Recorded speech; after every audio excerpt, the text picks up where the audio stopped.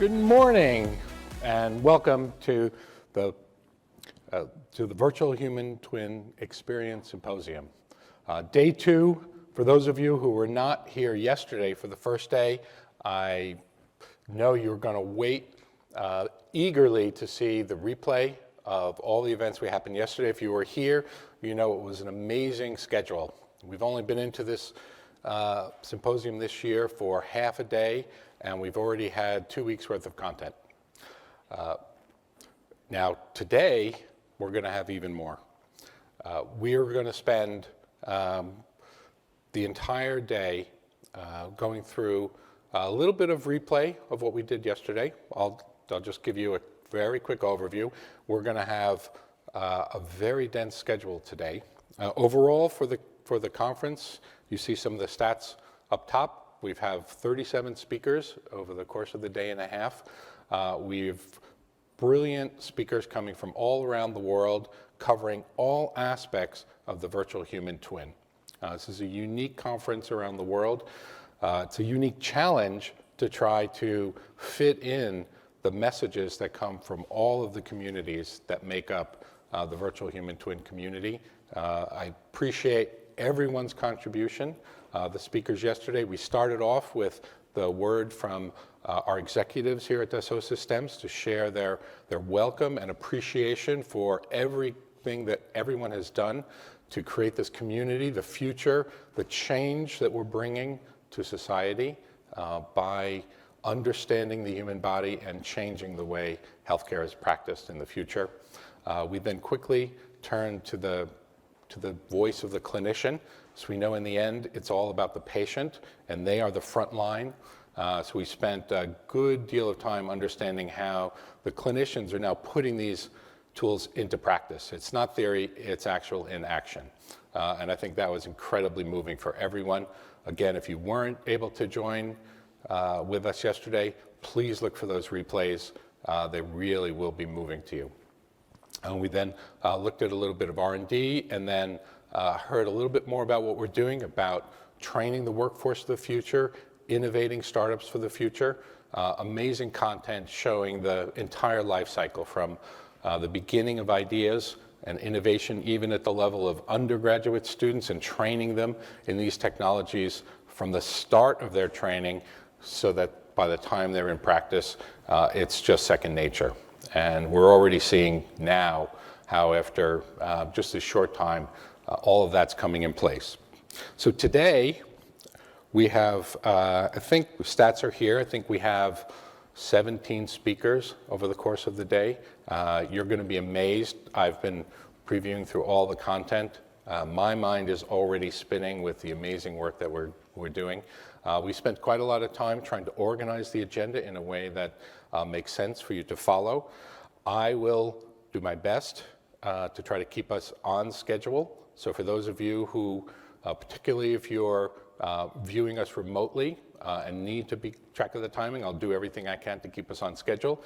If you're a speaker, you may see me give you a little bit of a nod when we're getting close to the end. I apologize in advance. I know you have amazing content, and I'll do everything I can to help you get it in, but we will have to make room for everyone. So today, we will start off. I won't spend a lot of time here because I'll go through the agenda as it unfolds. We'll start off, as we always do, with kind of the big picture.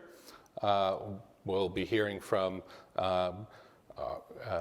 Claire Biot, who's in charge of life sciences and healthcare for Dassault Systèmes, and she's going to share her vision for how we fit into the bigger picture of the healthcare transformation that she's leading. After that, we're going to dive very deep into science very quickly. This is really, after all, the second half of what we're calling Science Week, and we take as much time as possible to get into the details. We don't try to gloss over those. And then what again has become a hallmark for this symposium over the last 9,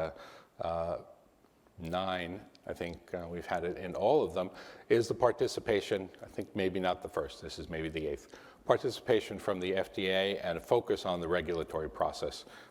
And I think, as you'll see, that's going to be a very impactful session.